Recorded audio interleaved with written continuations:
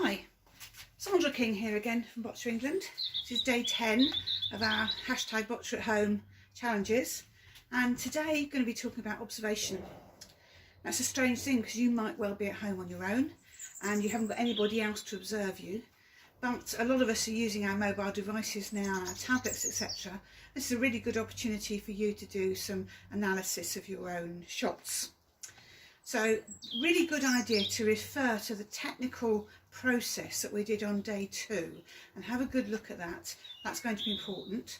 And I've uploaded a file today, which is something that coaches will be used to if they're level 2 coaches or above, as to how to observe. And also just want you to reference Louis' second question that he answered the other day for us, which I've also put onto the coach's webpage. The thing about analysis is we need to be looking from different angles particularly. We can look at the whole shot and then we can look at parts of it. So to start with, you may want to look at my shot. But then we might want to start breaking that down. So the first thing, we've got, I'm going to pop a jack out there for you. First thing is setup, isn't it? That's the first part of the technical process. So we can look at the setup, see if I get that right.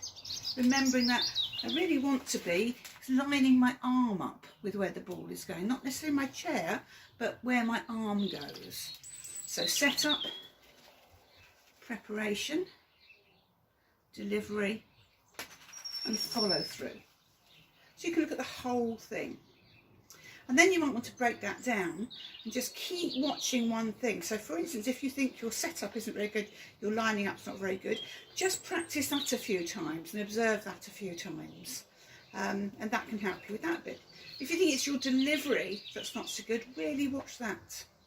And don't always just watch from in front, but actually you need to watch from different places. Now, with the way the camera is set up, you're not going to get anything from watching behind me. You could maybe have your camera set up high behind you, particularly if you do an overhead shot. And that would help you to see what's going on up there.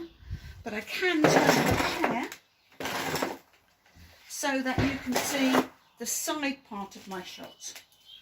So this could tell you things like we might have decided that we want to keep the ball right up here at head height, and I want to keep it there, and that's where I'm going to let it go. Maybe I don't want to drop my hand down. So that would be a good thing to see from the side, how high or low up that ball is. Or it may be that I'm really not getting down to the floor enough and you want to see that. So you want to watch how close to the floor do I get during my preparation and delivery phase. So I wonder if you can spot the thing that I get a lot of people spot with me. Just watch.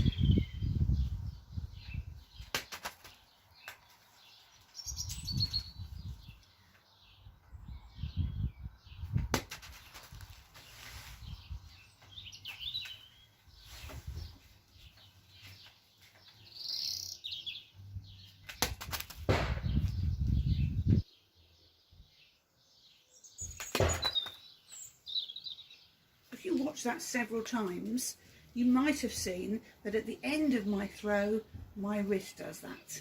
Now I did exaggerate it a bit then so that you could spot it yourself. But that's the kind of thing to look at. Having looked at the whole, you might get an idea that something isn't quite working. But as a coach, we don't want to jump straight in and put it right. What we want to do is see, because actually I might have known that was wrong and tried hard to put it right myself. But as an athlete watching yourself, you may not know yet which bits could be improved. So break it down into little bits to watch and then go and practice them. And then have another watch after you've done some practice and see if that's improved any part of it. Remember those 4 parts of the technical process. That's your setup, your preparation, your delivery and your follow through.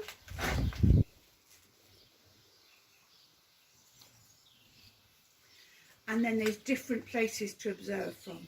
So you can observe from behind, from in front, or indeed from the side. Let's see if that helps you to improve your shots while you're at home. Good luck and have fun.